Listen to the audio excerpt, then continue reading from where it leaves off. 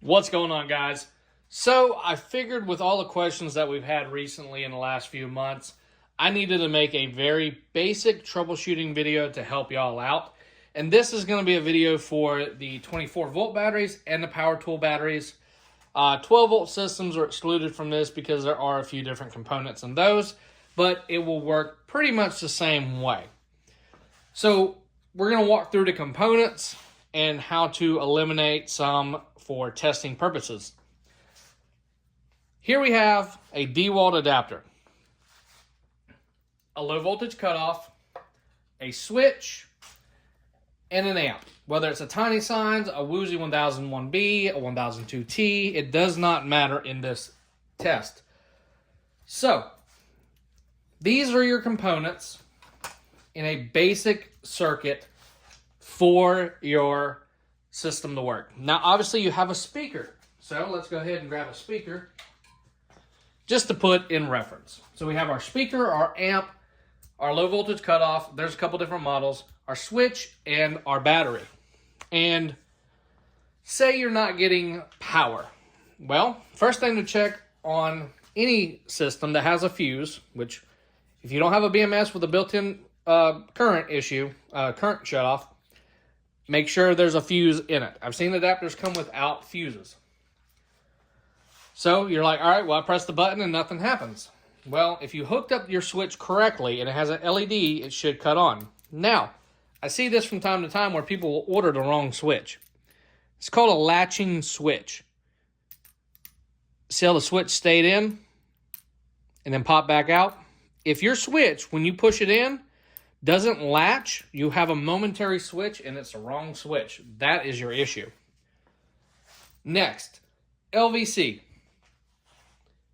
If you don't have the red light for any of them, they all have an indicator light for power out. If you do not have that light on, it is not passing power through. If this is not lighting up, you either have it wired wrong or you have a bad one.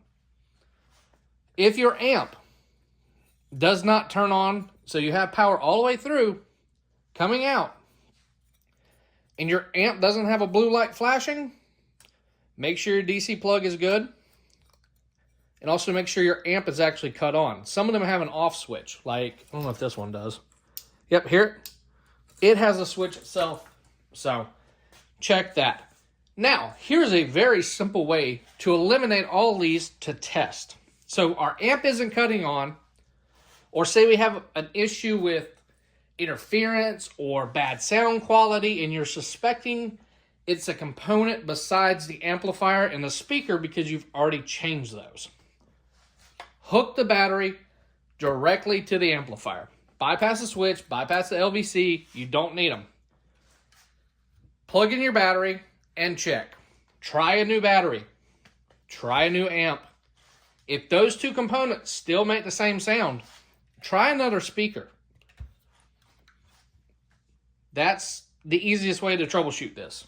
Now, if we're doing 24 volts, this is a Seasider 5 amp hour battery. 5-wire switch, we're only going to use 4. And a 1001, we'll do the 1002T just to make this a little different. So, we got the DC plug. We go from the amp to the switch to the plug. Same thing. If your switch doesn't light up and it doesn't latch in, you could have a bad switch. Well, how do we make sure that's not the problem? Hook the amp directly to the battery. It's not going to hurt it. It's the same thing as if you have the switch in line. One common misconception, because these are 12-volt switches, is that they're not rated to do over 12 volts. A simple test for all you battery people, if you're using power tool batteries and you have an LVC, if you're rating 20 volts here, you're getting 20 volts through the switch. I hate to tell you all that, but it will pass. These have been used all the way up to 48 volts many times. Starlow, Apile, the Jonk. There's several brands. And like I said, if you think the switch is the issue, bypass it. That's the easiest way to eliminate the switch, low voltage cutoffs, LED controllers, the whole 9 yards. Now, if you have a boost controller, For some batteries, that could be your issue. Boosting or bucking, you have to set them correctly with the right amp outage. So you have to have a meter that can put a load on it to actually test it. If you want a good meter to check voltage, the Klein Tools MM600 from Home Depot is a very affordable, nice multimeter, and it works well. Also, if you don't think you're getting power from somewhere, make sure to test every spot. Well, I'm not getting power out of the battery to the switch. I'm going to check the voltage at the battery, and then I'm going to check the voltage at the switch.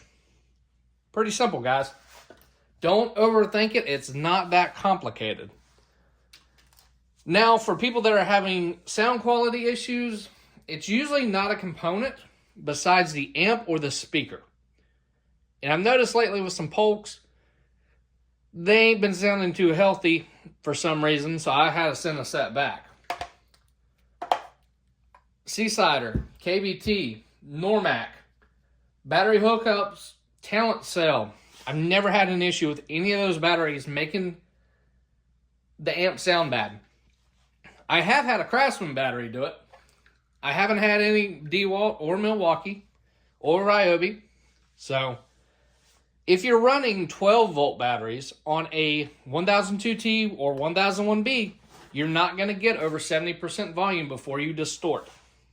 And also, if you're running treble over 70% and bass over 50%, depending on your speaker ohm load and your speaker setup, you could be distorting.